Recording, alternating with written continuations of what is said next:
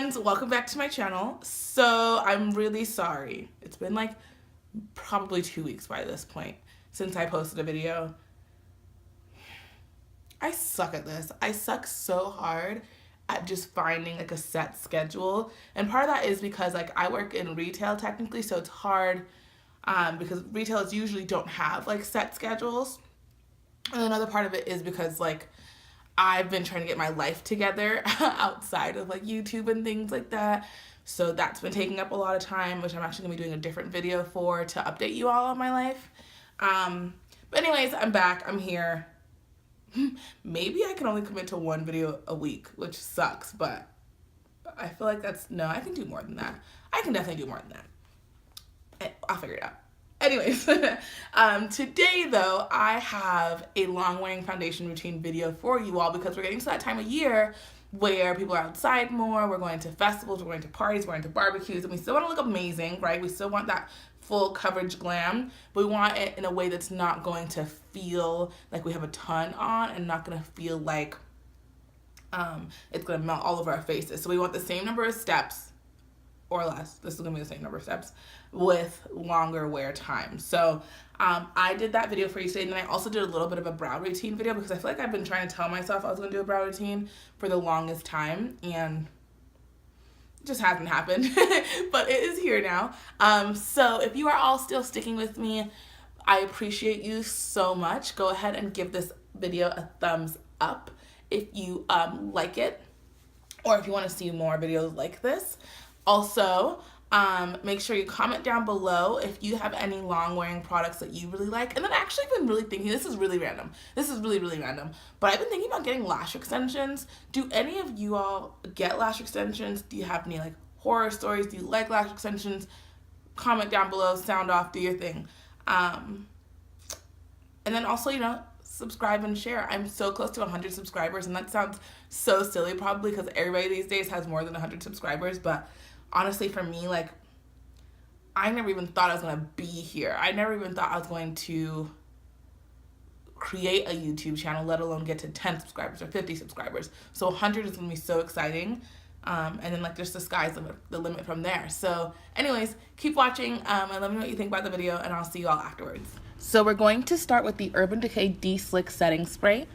Because I want to control oil and I want to make sure everything stays nice and long. And then I'm going to be taking my Matchmaster foundation in 8.0 mixed with my Prolong concealer in NW50, and I'm going to stipple and buff them all over my face with my Morphe M439 brush. After that, I'm going to be taking the same Prolong concealer in a different color now, MC45, as my highlight and my, obviously concealer. So I'm going to be taking it through the center of my face, up the bridge of my nose, my chin just slightly, and then above my brow bone just a little bit, just because I want a nice even highlight. I'm blending them out with my Real Techniques brush.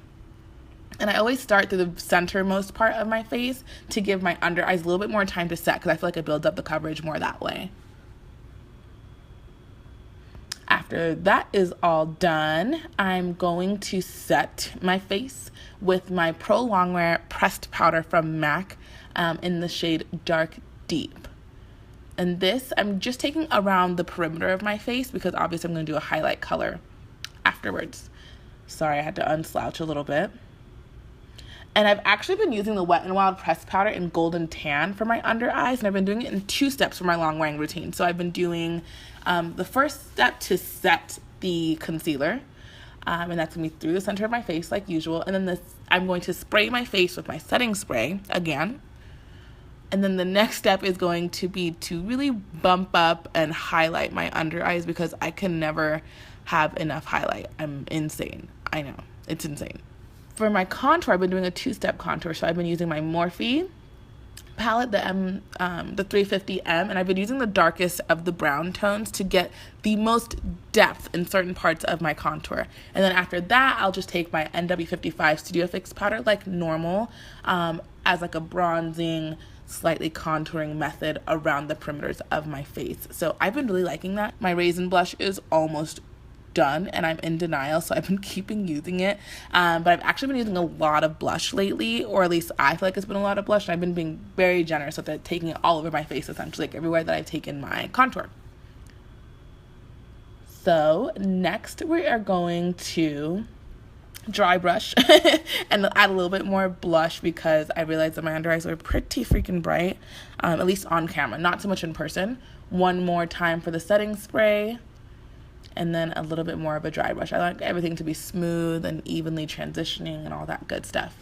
Now for brows, let's go ahead and start that off by combing through my brows. I don't know why I look so crazy, but I will be combing through my brows in just a second. There we go.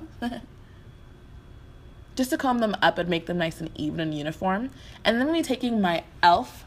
Lock On, what is this called? The Lock On Liner and Brow Cream in Espresso. And what I like to do for my brows, and I really want to slow this down for you all, is I start by lining the bottom edge of my brows, okay? Because I like to have like a little bit more of a sculpted, uniform brow. And then I'm going to start by lining the top edge of my brows. And they're going to meet up at the tail. And I like my tail to be a little bit thinner, while I like my brow itself to be pretty thick, and pretty dark. Obviously I was doing a black brow for a really long time. This is more of like a really, really dark brown, but every once in a while I'll still add black because I don't know, I just like it on myself.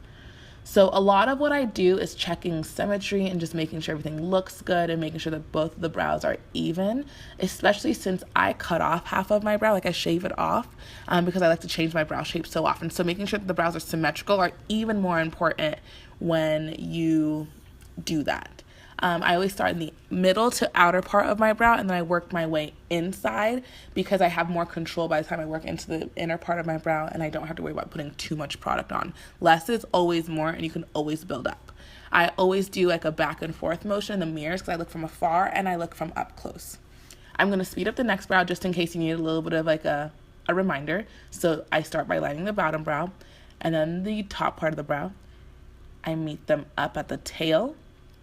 And then everything after that is really just checking symmetry with this brow, the other brow, making sure they look good, making sure they're nice and even, and they're not too dark, and they're not too light in areas, and not patchy, and all that good stuff. So hopefully that brow routine helps you a little bit.